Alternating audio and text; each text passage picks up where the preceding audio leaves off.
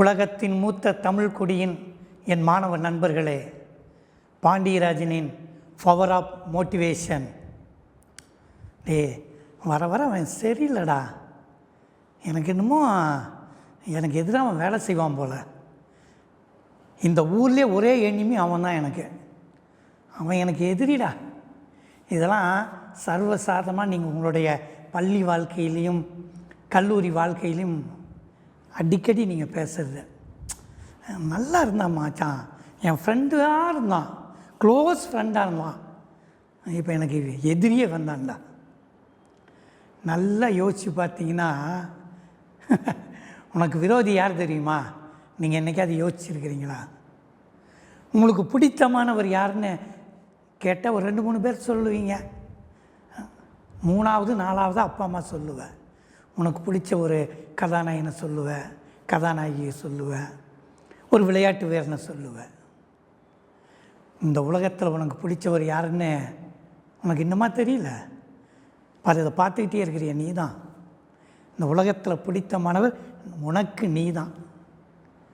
இந்த உலகத்தின் முதல் எதிரி யார் தெரியுமா? உனக்கு நீ தான், வேறு யாரும் கிடையாது. வேறு என்ன பக்கத்து நாட்டில் இருந்தால் உனக்கு எதிரி வருவாங்க? உன்னுடைய வளர்ச்சியை யார் யார் கெடுக்கிறாங்களோ அத்தனையுமே உனக்கு எதிரி தான்.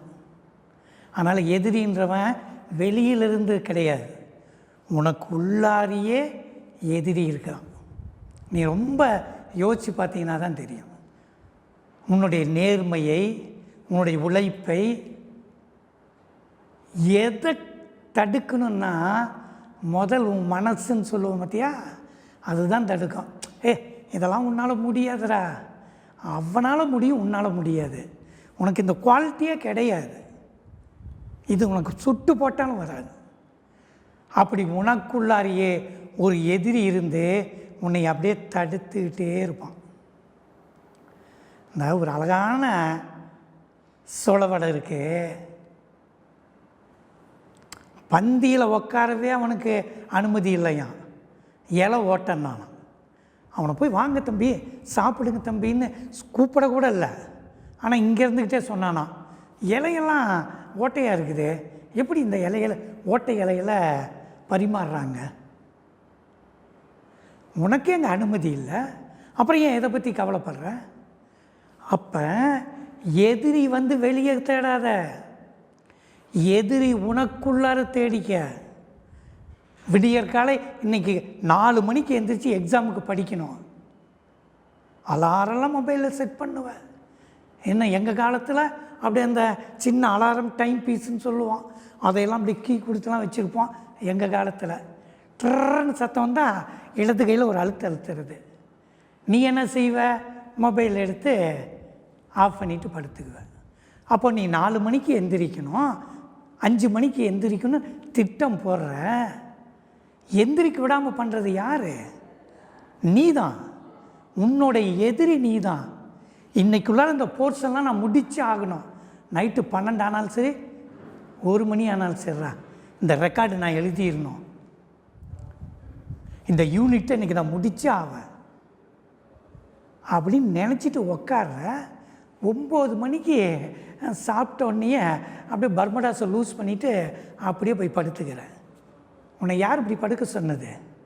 ஒரு 2 மணி நேரத்துக்கு முன்னாடி திட்டம் போடுற. இந்த திட்டத்தை சதிக்கிறது யார்? எல்லாத்துக்கும் காரணம் நீயே. தீதும் நன்றும் பிறர் தர வாராருனாங்க.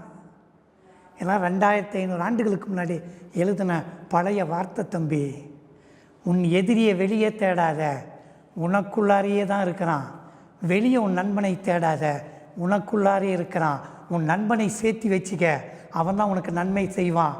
உனக்கு எதிரின்னு சொல்கிற பற்றியா, அந்த எதிரியை திட்டம் போட்டு வெளியே அனுப்பிச்சிட்டே. உன்னுடைய அம்மாவுக்கும் அப்பாவுக்கும் நீ படித்த படிப்புக்கும் நீ விசுவாசியாக இருப்பன்னா உன் எதிரியை வெளியெடுப்பு. அந்த எதிரி வேறு யாருமே இல்லை, நீ தான். இதற்கு தேவை உன் பகுத்தறிவை பயன்படுத்து. தடைகளை உடை, நம்பிக்கையை விதை.